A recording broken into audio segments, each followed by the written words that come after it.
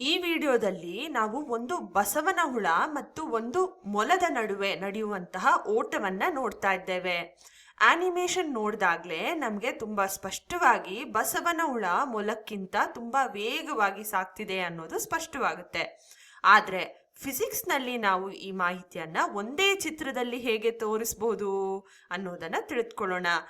ಈ ರೀತಿಯ ಚಿತ್ರವನ್ನ ನಾವು ದೂರ ಮತ್ತು ಕಾಲದ ನಕ್ಷೆಗಳು ಅಂತ ಕರಿತೇವೆ. ಈ ನಕ್ಷೆಯನ್ನ ಬಿಡಿಸುವ ಮುಖ್ಯ ಪರಿಕಲ್ಪನೆ ಏನು ಅಂದ್ರೆ, ಚಲನೆಯನ್ನು ವಿವಿಧ ಸಮಯಗಳಲ್ಲಿ ಫೋಟೋಗಳಂತೆ ಹಿಡಿದು ಅವುಗಳನ್ನ ಒಂದೇ ಜಾಗದಲ್ಲಿ ಸೇರಿಸಬೇಕು. ಈಗ ಒಂದು ಉದಾಹರಣೆಯನ್ನ ನೋಡೋಣ. ಮೊದಲು ಈ ಟ್ರ್ಯಾಕ್ನ ಮೇಲೆ ಕೆಲವು ಗುರುತುಗಳನ್ನ ಮಾಡ್ಕೊಳ್ಳೋಣ. 0 ಮೀಟರ್, 10 ಮೀಟರ್, 20 ಮೀಟರ್ ಹೀಗೆ. ಇದರಿಂದ ವಸ್ತುವಿನ ಸ್ಥಾನವನ್ನ ಸುಲಭವಾಗಿ ನಾವು ಗುರ್ತಿಡಿಬಹುದು. ಈಗ ನಾವು ಮೊದಲು ಮೊಲದ ಮೇಲೆ ಮಾತ್ರ ಗಮನವನ್ನ ಕೊಡೋಣ, ನಂತರ ಬಸವನ ಹುಳುವನ್ನ ನೋಡೋಣ. ಮೊಲ 0 ಮೀಟರ್ ಸ್ಥಾನಕ್ಕೆ ಬಂದಾಗ ನಾವು ವಿಡಿಯೋನ ಪಾಸ್ ಮಾಡಬೇಕು. ಅಷ್ಟರಲ್ಲಿ ನಾವು ಒಂದು ಟೈಮರ್ ಅನ್ನ ಕೂಡ ಶುರು ಮಾಡಿರ್ಬೇಕು. ಮೊಲ 0 ಮೀಟರ್ನಲ್ಲಿರೋದು ಬಂದು 0 ಸೆಕೆಂಡ್ಗಳಲ್ಲಿ. ಈ ಸಮಯದಲ್ಲಿ ಒಂದು ಫೋಟೋನ ತೆಗೆದುಕೊಳ್ಬೇಕು ಮತ್ತು ಅದನ್ನ ಒಂದು ಬದಿಗೆ ಇಟ್ಕೊಳ್ಬೇಕು. ಈ ರೀತಿ ಇದಕ್ಕೆ ಕೆಳಗೆ 0 ಸೆಕೆಂಡ್ಗಳ ಗುರುತನ್ನ ಮಾಡ್ಕೊಳ್ಳೋಣ. ಈಗ ವಿಡಿಯೋನ ಪ್ಲೇ ಮಾಡಿ. ಟೈಮರ್ ಓಡ್ತಿರುತ್ತೆ. 1 ಸೆಕೆಂಡ್ಗೆ ವಿಡಿಯೋನ ಪಾಸ್ ಮಾಡಿ ಒಂದು ಚಿತ್ರವನ್ನ ತಗೊಂಡು ಈ ಹಿಂದೆ ನಾವು ತಗೊಂಡಂತ ಚಿತ್ರದ ಪಕ್ಕದಲ್ಲೇ ಈ ರೀತಿ ಜೋಡಿಸ್ಕೊಳ್ಬೇಕು. ನಂತರ 1 ಸೆಕೆಂಡ್ ಅಂತ ಗುರ್ತು ಹಾಕೊಳ್ಬೇಕು. ಇದೇ ರೀತಿ ನಾವು ಮುಂದುವರಿಸೋಣ. ಪ್ರತಿ ಸೆಕೆಂಡ್ಗೂ ವಿಡಿಯೋನ ಪಾಸ್ ಮಾಡಿ ಫೋಟೋ ತಗೊಂಡು ಅದನ್ನ ಸರಿಯಾಗಿ ಈ ರೀತಿ ಜೋಡಿಸ್ತಾ ಬರಬೇಕು. ಈ ವಿಧಾನದಿಂದ ನಾವು ಚಲನೆಯನ್ನ ಒಂದು ಚಿತ್ರದಲ್ಲಿ ತೋರಿಸಬಹುದು. ಇದನ್ನೇ ದೂರ ಮತ್ತು ಕಾಲದ ನಕ್ಷೆಗಳು ಅಂತ ಕರೆಯೋದು. ಪ್ರತಿ ಸೆಕೆಂಡ್ಗೂ ನಾವು ಒಂದು ಫೋಟೋನ ತಗೊಂಡ್ವಲ್ವಾ? ಈ ಚಿತ್ರವನ್ನ ಸೂಕ್ಷ್ಮವಾಗಿ ಗಮನಿಸಿ. ಇದೊಂದು ಚಿತ್ರ ನಮ್ಗೆ ಪ್ರತಿ ಕ್ಷಣದಲ್ಲಿ ಮೊಲ ಎಲ್ಲಿದೆ ಅಂತ ತೋರಿಸ್ತಾ ಇದೆ. ಅಂದ್ರೆ 2ನೇ ಸೆಕೆಂಡ್ ಅಲ್ಲಿ 20 ಮೀಟರ್ಗಳಲ್ಲಿತ್ತು, 4ನೇ ಸೆಕೆಂಡ್ ಅಲ್ಲಿ 40 ಮೀಟರ್ನಲ್ಲಿತ್ತು. ಹೀಗಾಗಿ ಈ ಚಿತ್ರ ಸಮಯದ ಪ್ರತಿ ಕ್ಷಣದಲ್ಲೂ ಮೊಲದ ಸ್ಥಾನವನ್ನ ತೋರಿಸ್ತಾ ಇರೋದ್ರಿಂದ ಇದನ್ನ ಸ್ಥಾನ ಕಾಲದ ನಕ್ಷೆಗಳು ಅಂತ ಕೂಡ ಕರಿತೇವೆ. ಇದೇ ಚಿತ್ರ ಮೊಲ 0 ಗುರುತಿನಿಂದ ಎಷ್ಟು ದೂರದಲ್ಲಿದೆ ಅನ್ನೋದು ಕೂಡ ತೋರಿಸ್ತಾ ಇದೆ. ಇದೇ ಕಾರಣಕ್ಕೆ ಇಂತಹ ನಕ್ಷೆಗಳನ್ನ ದೂರ ಕಾಲದ ನಕ್ಷೆ ಅಥವಾ ಸ್ಥಾನ ಕಾಲದ ನಕ್ಷೆಗಳು ಅಂತ ಕೂಡ ಕರಿತೇವೆ. ಇಲ್ಲಿ ನಾವು ಗಮನಿಸಬೇಕಾಗಿರುವ ಮತ್ತೊಂದು ಮುಖ್ಯ ವಿಚಾರ ಏನು ಅಂದ್ರೆ, ಈ ಎಲ್ಲಾ ಮೊಲಗಳ ಚಿತ್ರಗಳು ನೇರವಾದ ರೇಖೆಯ ಮೇಲಿದೆ, ಅಂದ್ರೆ ಸ್ಟ್ರೇಟ್ ಲೈನ್ ಮೇಲಿದೆ. ಇದು ಒಂದು ಕಾಕತಾಳೀಯ ಖಂಡಿತವಾಗ್ಲೂ ಅಲ್ಲ. ಇದು ಆಗಿರೋದಕ್ಕೆ ಕಾರಣ ಬಂದು ಮೊಲ ಏಕರೂಪ ಚಲನೆಯಲ್ಲಿ ಚಲಿಸ್ತಾ ಇರೋದು, ಅಂದ್ರೆ ಯೂನಿಫಾರ್ಮ್ ಮೋಷನ್ ನಲ್ಲಿ ಇರೋದು. ಮೊಲದ ವೇಗ ಬದಲಾಗ್ತಿದ್ರೆ ಈ ರೇಖೆ ನೇರವಾಗಿರ್ತಿರ್ಲಿಲ್ಲ. ಇಲ್ಲಿ ನಾವು ಪ್ರತಿ 1 ಸೆಕೆಂಡ್ಗೆ ಫೋಟೋನ ತಗೊಂಡ್ವಿ. ಅದರ ಅಗತ್ಯ ಇರಲಿಲ್ಲ. 0.5 ಸೆಕೆಂಡ್ಗೆ, 1.5 ಸೆಕೆಂಡ್ಗೆ, ಈ ರೀತಿ ಅರ್ಧ ಸೆಕೆಂಡ್ಗಳಿಗೂ ಕೂಡ ನಾವು ಫೋಟೋಗಳನ್ನ ತಗೊಳ್ಬೋದಿತ್ತು. ಹೀಗೆ ಮಾಡಿದಾಗ ನಮ್ಗೆ ಸುಮಾರಷ್ಟು ಮೊಲಗಳ ಚಿತ್ರಗಳು ಸಿಕ್ತಿತ್ತು. ಆ ಎಲ್ಲ ಚಿತ್ರಗಳನ್ನ ನಾವು ನೇರವಾಗಿ ಈ ರೀತಿ ನೋಡ್ಬೋದು. ಯಾಕೆ ಅಂದ್ರೆ ಮೊಲ ಸಮಾನ ವೇಗದಲ್ಲಿ ಚಲಿಸ್ತಾ ಇದೆ. ಹೀಗಾಗಿ ಪ್ರತಿಯೊಂದು ಕ್ಷಣದಲ್ಲಿಯೂ ಫೋಟೋ ತಗೊಂಡು ಅವುಗಳನ್ನ ಸೇರಿಸಿದಾಗ ನಮ್ಗೆ ದೂರ ಮತ್ತು ಕಾಲದ ನಕ್ಷೆ ಸಿಕ್ಕುತ್ತೆ. ಆದ್ರೆ ಇದನ್ನ ಕಾಗದದ ಮೇಲೆ ಹೇಗೆ ಬಿಡಿಸೋದು? ಮೊದಲಿಗೆ 10-20 ಮೀಟರ್ಗಳ ಗುರುತುಗಳು ಈ ರೀತಿ ಎಲ್ಲಾ ಕಡೆ ಬರೆಯಬೇಕಾಗಿರ್ಲಿಲ್ಲ. ಅವುಗಳನ್ನ ಒಂದೇ ಬದಿಯಲ್ಲಿ ಮಾತ್ರ ಬರಿಬೋದಿತ್ತು. ಅಂದ್ರೆ ಎಡಬದಿಯಲ್ಲಿ ಮಾತ್ರ ಈ ರೀತಿ ಬರ್ಕೊಳ್ಬೋದಿತ್ತು. ಉದಾಹರಣೆಗೆ 3 ಸೆಕೆಂಡ್ನಲ್ಲಿ ಮೊಲ ಎಲ್ಲಿ ಇದೆ ಅಂತ ನಮ್ಗೆ ತಿಳ್ಕೋಬೇಕಾದ್ರೆ 3 ಸೆಕೆಂಡ್ ಬಳಿಗೆ ಹೋಗಿ ಮೇಲಕ್ಕೆ ನೋಡ್ಬೇಕು. ನಂತರ ಎಡಕ್ಕೆ ಹೋದ್ರೆ ನಮ್ಗೆ 30 ಮೀಟರ್ಗಳು ಸಿಕ್ಕುತ್ತೆ. ಅಂದ್ರೆ 3 ಸೆಕೆಂಡ್ನಲ್ಲಿ ಮೊಲ 30 ಮೀಟರ್ಗಳಷ್ಟು ದೂರವನ್ನ ಚಲಿಸಿತ್ತು. ಇನ್ನೊಂದು ವಿಷಯ ಏನಂದ್ರೆ, ನಾವು ಮೊಲಗಳ ಚಿತ್ರಗಳನ್ನ ಬಿಡಿಸುವ ಅಗತ್ಯ ಇರಲಿಲ್ಲ. ಅದ್ರ ಬದಲು ಬಿಂದುಗಳನ್ನ ತಗೊಂಡು ಒಂದು ಸ್ಟ್ರೇಟ್ ಲೈನ್ ಅನ್ನ ಬಿಡಿಸ್ಬೋದಿತ್ತು. ಈಗ 0 ಸೆಕೆಂಡ್ಗಳನ್ನ ಪಕ್ಕಕ್ಕೆ ತಗೊಳ್ಳೋಣ.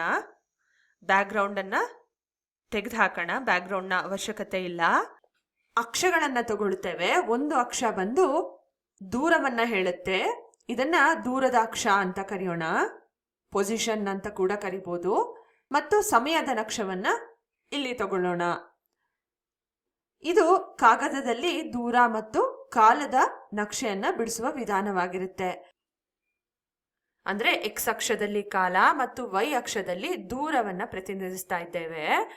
ಈಗ ಮತ್ತೊಮ್ಮೆ ನೋಡೋದಾದ್ರೆ 3 ಸೆಕೆಂಡ್ನಲ್ಲಿ ಮೊಲ ಎಲ್ಲಿದೆ ಅಂತ ನಮಗೆ ತಿಳ್ಕೊಳ್ಬೇಕಂದ್ರೆ ಎಕ್ಸ್ ಅಕ್ಷದಲ್ಲಿ ಕಾಲದಲ್ಲಿ ನಾವು 3 ಸೆಕೆಂಡ್ಗಳಿಗೆ ಹೋಗಿ ನೇರವಾಗಿ ರೇಖೆಯನ್ನ ಮುಟ್ಟಬೇಕು. ನಂತರ ಎಡಬದಿಗೆ ಹೋದಾಗ 3 ಸೆಕೆಂಡ್ನಲ್ಲಿ ಮೊಲ 30 ಮೀಟರ್ಗಳ ಚಲನೆಯನ್ನ ಮುಗಿಸಿತ್ತು ಅನ್ನೋದು ಕಂಡುಬರುತ್ತೆ.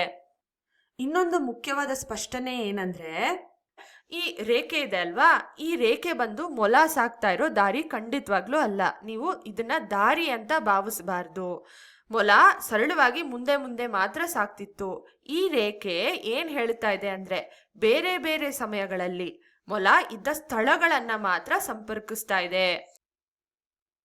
ಅಂದ್ರೆ ಇದು ಚಲನೆಯ ಮಾರ್ಗ ಅಲ್ಲ, ಇದು ಕೇವಲ ಸಮಯದ ವಿರುದ್ಧ ಸ್ಥಾನವನ್ನ ತೋರಿಸುವ ರೆಪ್ರೆಸೆಂಟೇಷನ್ ಮಾತ್ರ ಆಗಿದೆ. ಈಗ ನಾವು ದೂರ ಮತ್ತು ಕಾಲದ ನಕ್ಷೆಯನ್ನ ಅರ್ಥ ಮಾಡ್ಕೊಂಡ್ವಿ. ಈಗ ಬಸವನ ಉಳುವಿಗೆ ಕೂಡ ಇದೇ ರೀತಿಯ ಒಂದು ನಕ್ಷೆಯನ್ನ ಬಿಡಿಸ್ಕೊಳ್ಳೋಣ.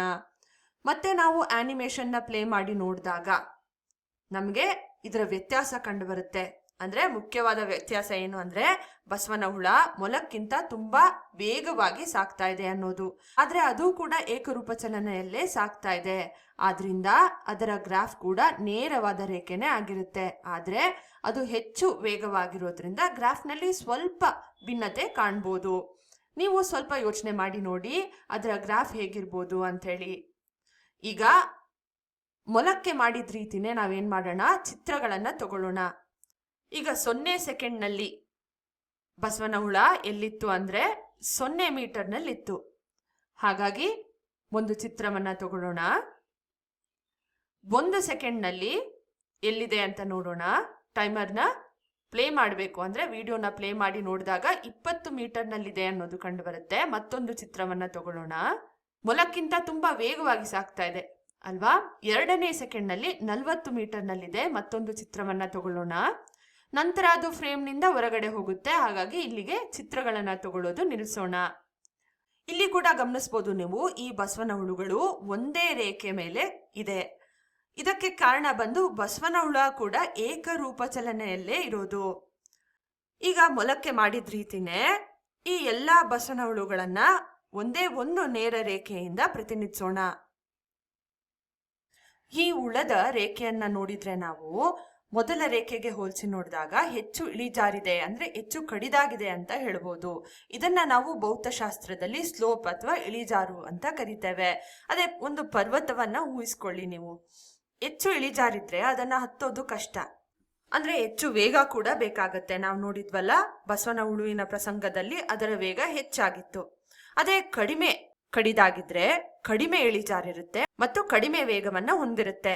ಹೀಗಾಗಿ ದೂರ ಮತ್ತು ಕಾಲದ ನಕ್ಷೆಗಳಲ್ಲಿ ಹೆಚ್ಚು ಇಳಿಜಾರಿದ್ರೆ ಹೆಚ್ಚು ವೇಗಕ್ಕೆ ಸಮ ಅದು.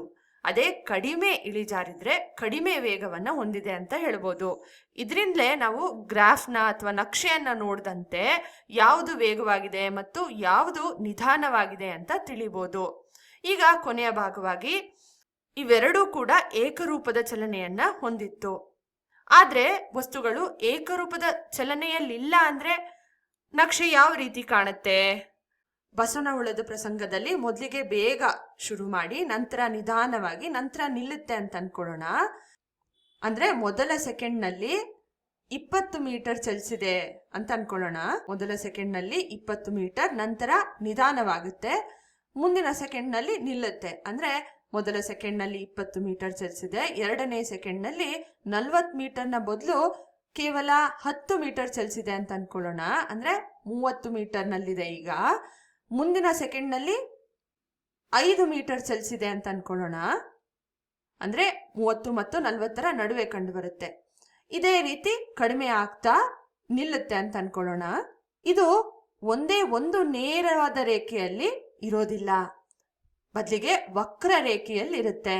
ಆರಂಭದಲ್ಲಿ ಗ್ರಾಫ್ ತುಂಬಾ ಕಡಿದಾಗಿದ್ರೆ ಹೆಚ್ಚು ವೇಗವನ್ನ ಹೊಂದಿರುತ್ತೆ ಅಂತ ನೋಡಿದ್ವಿ. ಮುಂದೆ ಹೋಗ್ತಾ ಹೋಗ್ತಾ ಫ್ಲಾಟ್ ಆಗ್ತಾ ಇದೆ ಅಂದ್ರೆ ವೇಗ ಕಡಿಮೆ ಆಗ್ತಿದೆ ಅಂತ ಅರ್ಥ.